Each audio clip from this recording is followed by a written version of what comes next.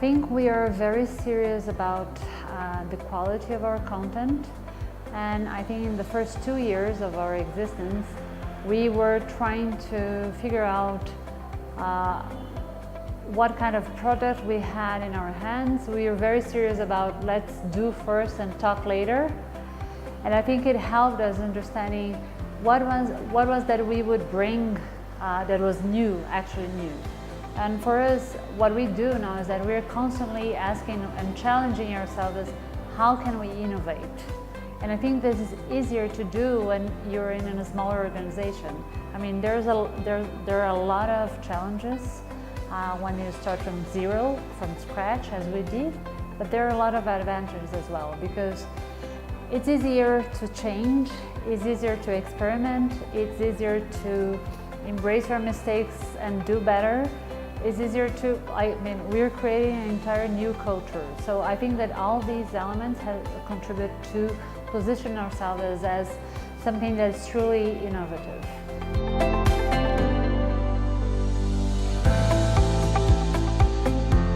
We take very seriously the idea of explaining, but not in a boring way. So the choices of format are crucial for this. So we, for instance, if we want to explain a complex economic concept, we've done this through a video, for instance.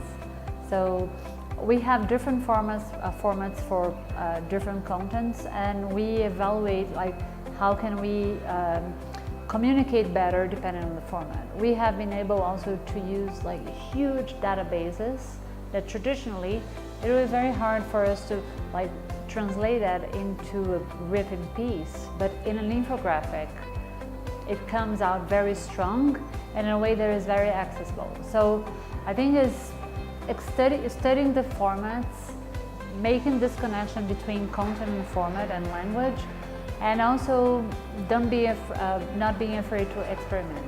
I think the interactive aspect of our content as well is distinctive, and I think it has brought in our audience closer to certain topics.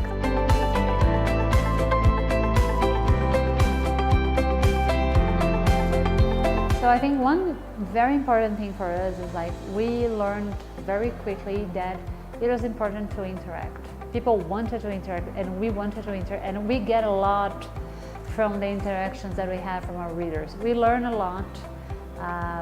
They're very fast pointing our mistakes. They have great suggestions. They have amazing debates about our content. They're our biggest supporters. So we learned very quickly that there was a lot there. So we must interact. But also, I think that one very strong characteristic of our relationship with our readers is that it's very horizontal.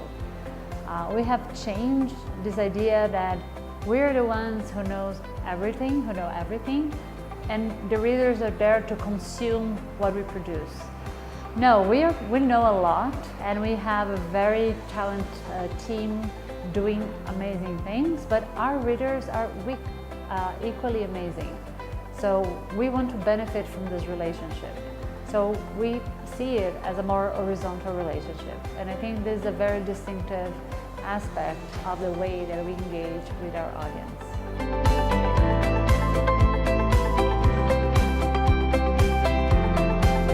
So the newsletters in Nexo, they play a variety of roles. I think for us, we started with one newsletter, it's called a Nexo, and it was launched together with Nexo, and it's a daily newsletter and our motto is everything you need to learn, to know, to start a day. So Nexo speaks about different things concerning our editorial model. It has a lot of curation. We're not afraid to refer to other publications, so we have other publications there, because the principle is we're not afraid of competition, we're not afraid of referring to other people as long as they are good. For us, the most important thing is that our reader is very well informed, and that he or she believes that accessing our content, he will have or she will have the best information that she can.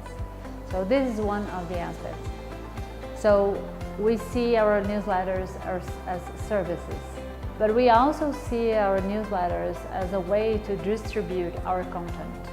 So they became very powerful means of distributing content from Nexo. And the other thing about our newsletters is that they are also a relationship tool.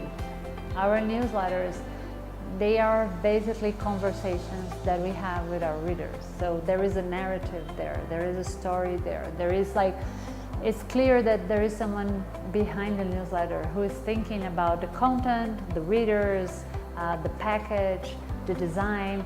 So it's all about the conversation we want to have with our readers. So I think we consider all these elements when thinking about a new product, such as a newsletter.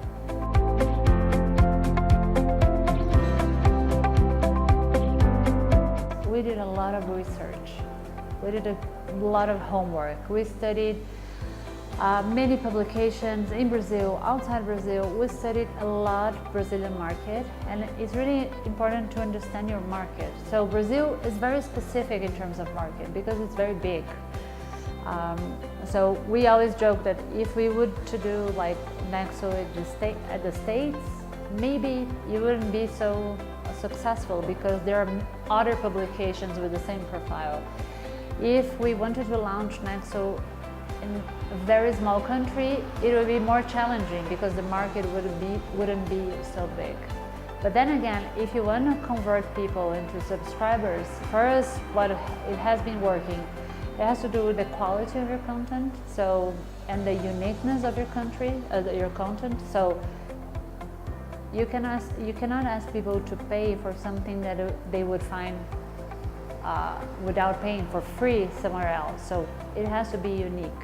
We also see ourselves as a mission-driven organization. So people, they see value in the content, but also they see value in the project as a whole. So when they're subscribing to Nexo, of course they're subscribing to have access to 100% of our content, but they also believe, and they are true to do so, that they're supporting a new journalist project. So I think it's a combination, and it has to do with the identity of your product. So to have clarity about what's your identity, what you're bringing to the market, what is new, what do you position yourself as considering other competitors. I think to know this from the start, it's very important to figure out what is that you're offering to your public.